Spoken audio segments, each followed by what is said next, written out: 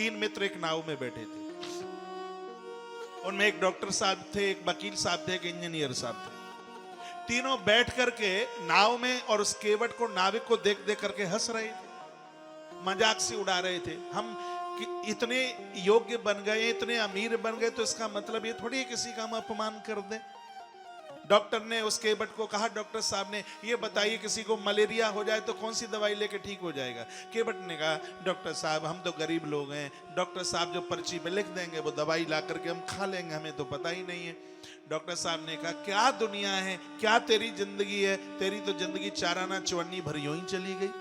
नाव आगे के लिए चली, इतने में वकील ने कहा, कोई किसी का खोपड़ा फाड़ दे तो धारा कौन सी लगेगी? अब वो आदमी कहने लगा, मुझे क्या पता है, मैं तो किसी से लड़ता नहीं। वकील साहब ने कहा, तेरी तो चाराना जिंदगी यूं ही चली गई। इतने में नाव आगे पहुंची, तब तक इंजीनियर साहब बोले, 30 बाई 60 में प्लॉट में मकान बनाना हो तो बता सीमेंट की बोरी कितनी लगेगी? अब उसने कहा, साहब मैं टूटी झोंपड़ी में रहता हूं, मुझे क्या पता है। तो उन्होंने भी कह दिया कि तेरी तो चाराना जिंदगी यूं ही चली गई। तो कुल कितनी चली गई? 12 आना।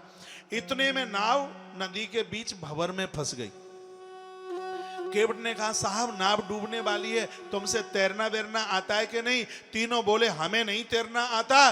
तो केवट ने कहा, मेरी तो 12 ही आना गई और तुम्हारी गई 16 आना। केवट ने छलांग लगाई किनारे पर, तीनों के तीनों डूब गए। ना तो इंजीनियर का डिप्लोमा और ना वकील साहब की फौजदारी, कहीं किसी का कुछ भी, डॉक्टर साहब का MBBS का कोर्स कुछ भी काम में नहीं आया।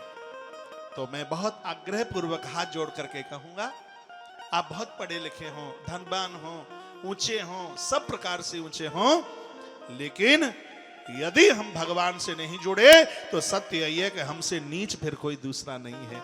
हम ऊंचे तो तब हैं भगवान से जुड़े। श्रीमद् भागवत जी के 7वें श्लोक में, 7वें स्कंद में प्रहलाद जी ने एक बड़ी अच्छी बात कही नरसिंह भगवान के सामने। कहा, भगवान मैं प्रार्थना करता हूं, 2 नाम मैं आपके ले लेता हूं, इसको मैं अपना पुण्य, अपना भाग्य समझता हूं।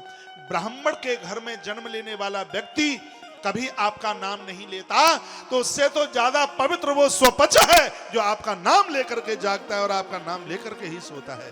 भगवान, उससे बड़ा पवित्र कौन है? पवित्र वही है जो भगवान से जुड़ा है।